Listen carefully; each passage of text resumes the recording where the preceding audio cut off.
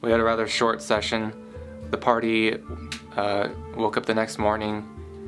Sauter was outside with Ned guarding the wagon. Sauter stayed outside with Ned overnight because he was like, I don't trust anybody because Sauter's really weird. I don't know. His character's not very likable. I woke up next to Ned. I won't go into detail as to what happened, but really rough night. It was a pretty restful night at the inn, actually. I got more sleep on a piece of straw than I ever have. So we all wake up, come out, and there's this wonderful breakfast. Okay, well, it wasn't wonderful. It definitely wasn't steak and eggs. It was like this stew stuff, a little sketchy. But you know, we ate it. It was good, kind of. And then the only people that were out of their rooms were me and Kai. And Ura. Innkeeper had some stew ready for us. I had some. When I had to go check I didn't have to. I wanted to check the store and see if I could get anything I would need later, or maybe just something I would be able to use. Went over there. It's dusty and old and nothing really there. Celeste and I had a flagon of ale to start the day, a flagon of old ale because this has been just that boring of a venture. I just need some ale, and so the innkeeper, she's like, yeah, of course, I'll go get you some from the back. It might be a little old. So we went and we drank it, and we're like, oh, this is good. Well, it was only me and Kai because Ura went outside because he wanted to go check like in the general stores to see if they had anything that he needed. I don't know why. I mean, we were supposed to pack everything we needed, but he obviously didn't. Anywho. I woke up to, what was his name? I don't really care about people, that's the first thing. His name starts with an O. Anyways, one of the people were missing, and I really didn't care all that much. I just stayed with the cart. Everyone else just kind of freaked out. While Kai and Celeste were having breakfast, Mira came in, who stayed somewhere outside, and she brought to their attention that Olan, no one hasn't seen him in a while. We were walking around a little bit. We couldn't find Olan anywhere. And that's when it started to get a little strange. We knocked on his door, and there was no answer, and the door started like creaking open. So we walked in, and it looked like it had barely been touched, and it was really strange. We went around the town. We couldn't find him anywhere. No one had seen him. Yeah, after a while, Celeste and I began to feel a little woozy. Something was not right, and ended up deducing that it was probably the ale that we had, which was really, I mean, it was not very good ale. Like, it was really old, but I bet the innkeeper lady did something to it. Celeste gets angry because their grog was poisoned. Personally, the innkeeper said it was bad grog, it was old. What do you expect from, like, common sense, right? Figured I should at least do something, so I went from door to door, knocked on doors, makes sense. Ran into this little kid. I think he thinks I'm a pervert, however, I was just really concerned because he's a little kid, I don't know, he looked like he was 7, just living alone in a shack. Concerns me, I don't know. We went out and checked with Ned and went and checked with the cart, and everything was still safe. After going in and out and asking some questions, Celeste eventually searched the back of the inn because the innkeeper was nowhere to be seen. I went back in, and there was like this fireplace, not like a fireplace, there was this big stove, and in the corner underneath the stove there was like this patch of blood, and stuff behind it, it looked like there were clothes, and no, whose clothes they were? Olin's. That was so creepy. It was next to the cooking stove, you know, the stove with the food in it that we ate. So we probably ended up eating Olin for breakfast. I kind of wish we had peppered in the fact that they were cannibals more, you know, given the generic, like, oh, how's that meat taste? It's made out of people. Like, those kind of generic things that you say in movies when you're alluding that they're a cannibal. Well, those two found some bloody clothes. Not good.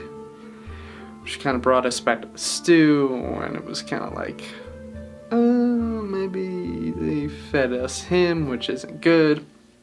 So while the three were investigating the back room, the innkeeper and the shopkeeper both went in to the inn, kind of looking for them. So we ducked down behind it, and we're just like, holy crap, if we get seen, we're probably dead, because she probably killed Olin. The innkeeper basically made a comment about the wagon is still here, so those travelers must still be here. Of course, Les just goes right in front. Just says, oh, blah, blah, blah, blah, blah. And Might as well just take the lead here and just stand up. So I stood up and I was like, okay, so I'm feeling a little groggy. I played the I have no idea what's going on card, even though I obviously knew everything, but because that's just what I am. I mean, I know everything. Anywho. And so as the innkeeper went taking the big pot of stew to the back room, Celeste just steps out of nowhere and frightens her. And Celeste tries to play it off as all smooth, though. Oh, I was just looking for my friends, and I don't know. But the innkeeper was she seemed to have a whole demeanor change, and she was very insistent that the party should not be back there. But then she just kept going on about, you're not supposed to be back there. And so, of course, me being me, I tried to punch her in the face, because I was like, well, this is a load of crap. I know what you did to Olin. And so I tried to punch her. why would you get in a fight with the person if you're invading the person's spot, like the space? And she's trying to be diplomatic and forceful, and it's just like, you're not thinking this through. It's like, if you want to be forceful, should have been me. I look like a freaking demon. I'm not a demon, but I look like one. And people are afraid of my looks, so it's like, I could have threatened them, could have avoided the whole thing that happened next. The first thing that happens is innkeeper drops a pot and says, oh, you scared me. And then she says, you guys should probably go. Picks up the pot, knife flies right by their heads. So now they know they're in combat. Storekeeper runs away, however, and is actually luring more cannibals. And Ura ended up killing her. Unfortunately, she was a little more aggressive than probably would have been good for us. I don't know, next thing I know, we were being attacked by what I'm gonna assume are, I don't know if they're cannibals or something else. I just know that we were, pitchforks, sticks, clubs, a lot of things destroying us, kind of. Sada yelled out that they're leaving, or at least that they needed to leave. So Celeste ran to the front of the inn, bursting out the door, and started a straight dash for the wagon, which was starting to leave. After that, things got a little bit crazy. Celeste left the building and she shouted for us, and then when we followed her, there were all kinds of peasants waiting to attack us. But what they did was they yelled, there she is! And then it was really bad. And then Ned started to try to drive off with the cart because, like, obviously we have to still do our job and actually get these apples to where they need to, which, what the heck is up with the apples anyways? It's dumb. Yeah, so more people swarm in from the sides, and I'm sitting up front of the cart with Ned. We start taking off, just hoping everyone else can catch up before, they get killed. And then, pretty much I have to go on a slaughter because Kai's not doing shit. And it's just like, I killed like 4 or 5 people, and she's just stumbling around, doing nothing. I think she actually got stabbed once. Ura cut a bunch of people in half. He also sliced one guy's head clean off. It was really gross because I'm running towards the cart and all I hear behind me is this whoosh, whoosh, and there's this fly, and it was so nasty. But I mean, I was just gonna keep running.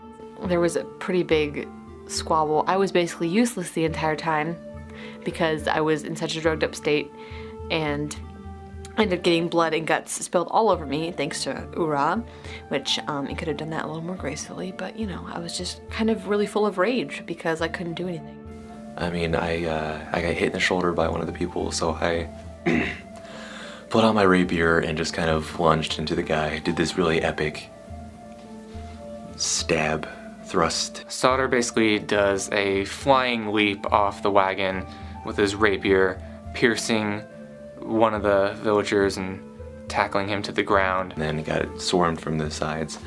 So I kind of, I don't know, I don't really black out, but I don't remember much of what happened. I just remember thrashing about, punching wherever I could with my spiked gauntlet fisty things.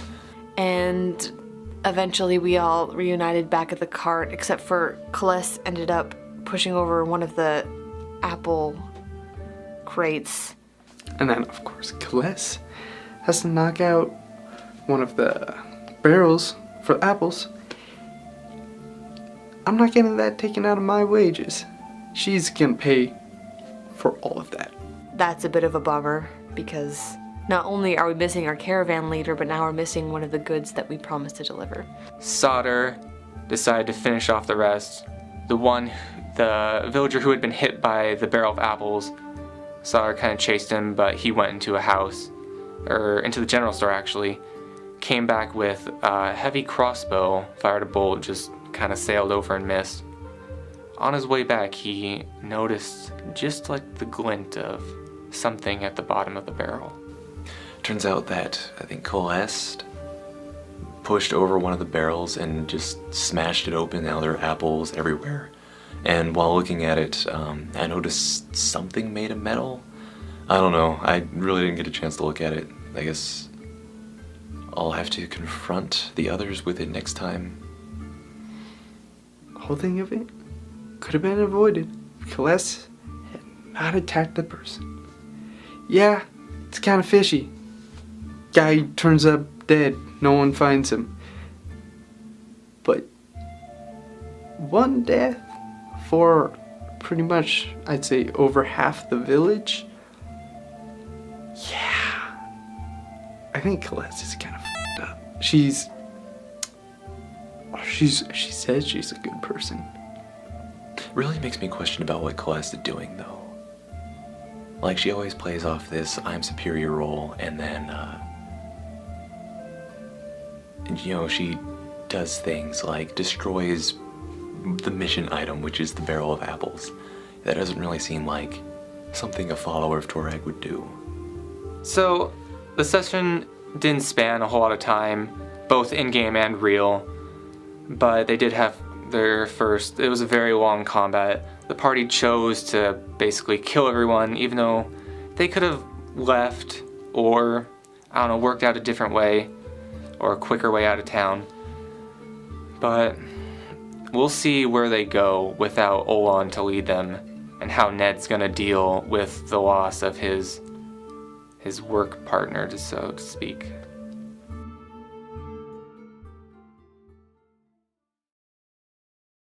Have fun editing this, Dalton.